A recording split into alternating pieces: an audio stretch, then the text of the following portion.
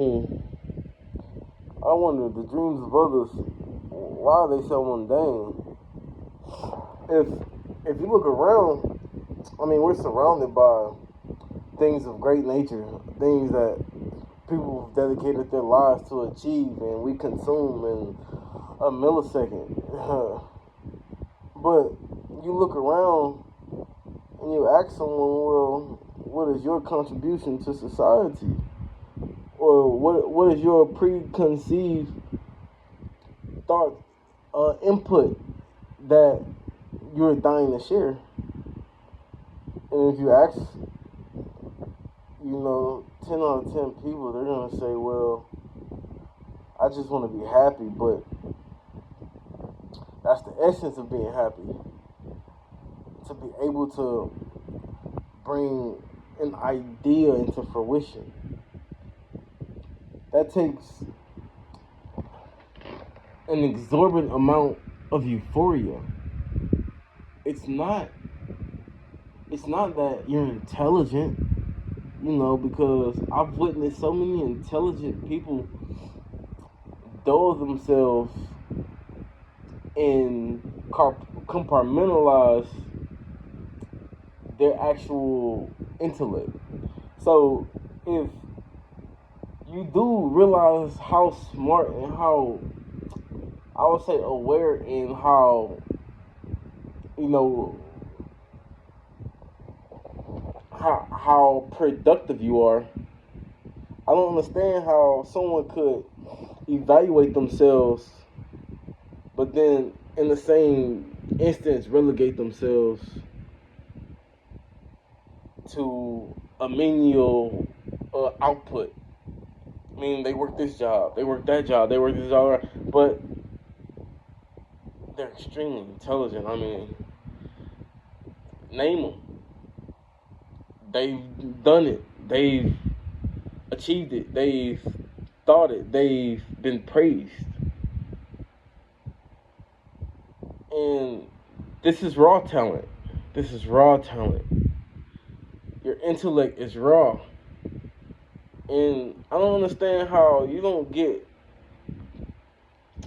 you don't get the emotional impetus to progress.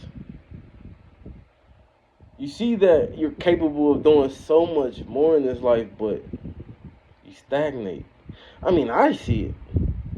I mean, everyone's born equally under the stars, unless you literally have some type of implication or ailment that is hindering you.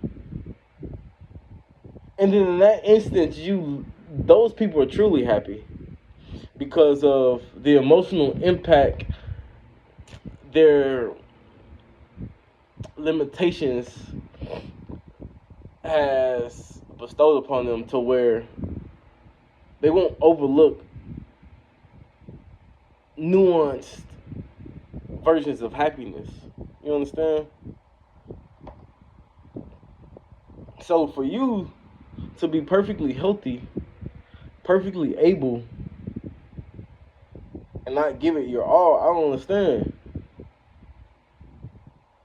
But that's a very small percentage of people, because the most intelligent people don't adhere or don't replicate the they don't replicate their greatest moments. They see it as sometimes a one-off, or they see it as a very difficult task, but very achievable, but very, very difficult, strenuous, however you want to say, arduous task.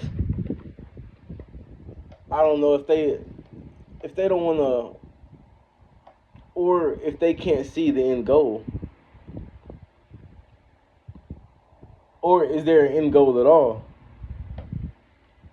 But you see, the less talented people, they come alive. They literally don't see past their fucking nose and bulldoze ahead. They don't know a motherfucking 50-foot wide mountain in front of them. They don't know that. They don't know that they can't run through it. But an extremely intelligent person sees the mountain. And they analyze and they calculate. And by the time they've got their calculations down, the juggernaut, he's already on the other side, reaping his benefits of his labor, or the fruits of his labor. He's already multiplying his fruit. And then you then get halfway over, up, or around the mountain and realize, oh, my calculations will only take me so far. And then you'll go back and you'll recalculate. And then you'll say, well, maybe I was wrong. Maybe my calculations was wrong. And you'll calculate until the end of time. And then you'll look up, and then the guy that never in his life had any inkling of arithmetic ability literally rise and flourishes. And not just on like a, you know what I'm saying, all out, I'm better than you level. No, just on a, life is good. Life is pretty good. I enjoy this life I have. This life I have is sustainable. But the juxtaposed person who's calculating everything, his mental is like a boat's anchor.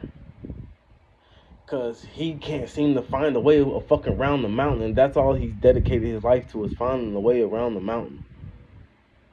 And then he looks for others to perhaps help him along the way.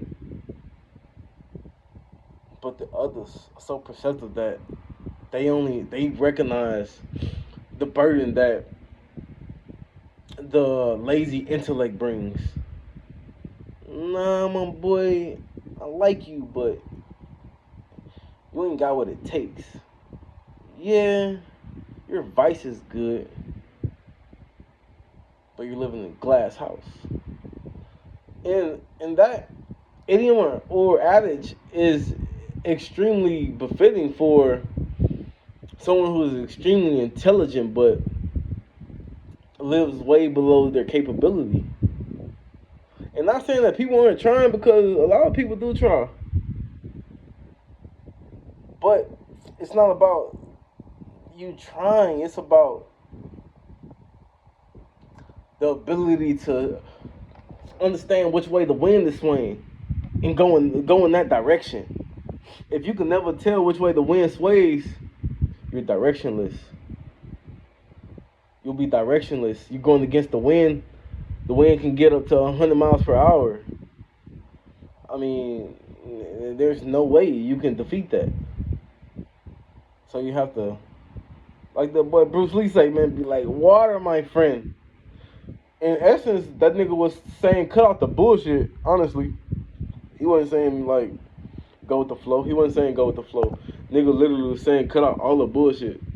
Like, when he was talking about, like, how he liked to fight, how and other people telegraph they punch, he was literally saying the style that he learned, the Wing Chun Lee, however you say that shit, my apologies, but however you say it, that it was a style stripped of all excessive movement, all excessive nature, and got right down to the very core. And this is what it means to be pure in mind and pure in thought. You must strip your mind down to the very core in nature. And although that does sound pretty hyperbolic, because how do you do that? Honestly, nobody knows, but everyone knows how you approach it. You have to try. And not only try, my friend, you have to do the things that those before you have did. Like we circled back to societal contributions. the great likes of all the great people, you know what I'm saying? There are too many great people to name. You don't want to single nobody out because nobody's more important than the other. But you have to do what they've done before you, whatever path that they took before you. I guarantee you it's strenuous, my guy. I guarantee you. So if you feel like you got to get them straight A's, man, you got to do what that boy Albert Einstein did or some shit. You know what I'm saying? You feel like you got to, you know what I'm saying? I'll shoot the whole gym tomorrow. Man, you got to be Kobe for a night. You know what I'm saying? You feel like, you know what I'm saying? What a lot of people, but not a lot of people would like to say that you would like to stand at the top of, I would say, whatever perception you believe to be the top. Because everywhere is the top. If you understand, you know what I'm saying? If you understand that premise, everywhere is the top. So, let's say I'm walking. Man, you know what? I could be crippled. I'm on top. Shit, I get a car. I could be walking. Nigga, I'm on top. Shit, nigga, I'm at mom's house. I could be homeless. I'm on top. You see what I'm saying? So it's all about your version of what being on top. But every time you get on top, you starting over. So your mindset change. And those who don't evolve their mindset remain in a fickle position because they always want to grow, but they don't understand.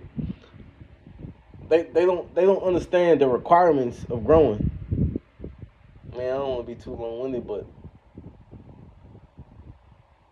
the essence and I would say the whole reasoning and the whole idea behind achieving things is to be happy.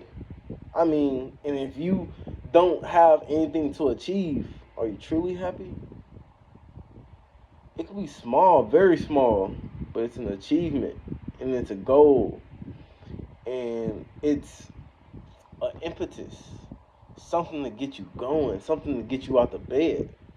And then this impetus, you know, it goes from being a light wind to a light tornado to a Category 5 hurricane, which meaning that it might be small, but then as it carry on, it'll grow, and then it'll grow, and then it'll grow as much, and it'll grow as large or as, I would say, it will grow as rapidly as you allow it to. So, you know, man, don't grow with your age, grow with your mind. Grow with your likes, grow with your responsibilities.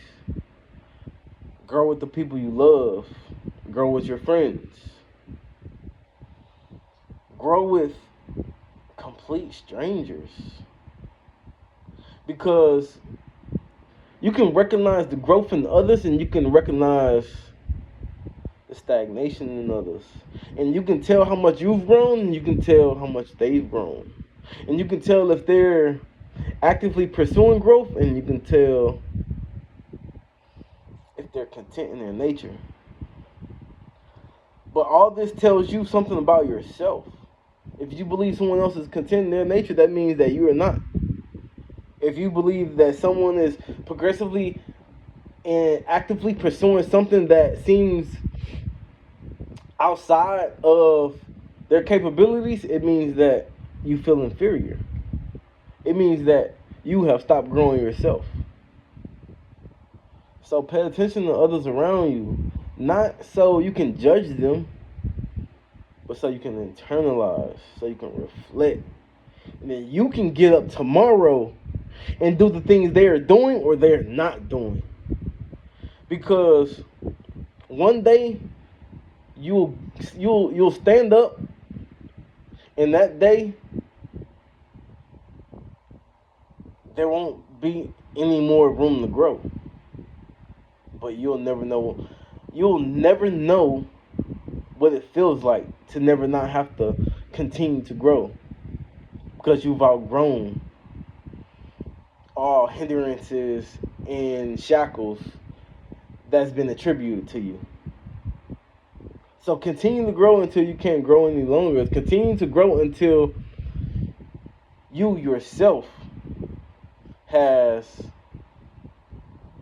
established a baseline of humility and humanity.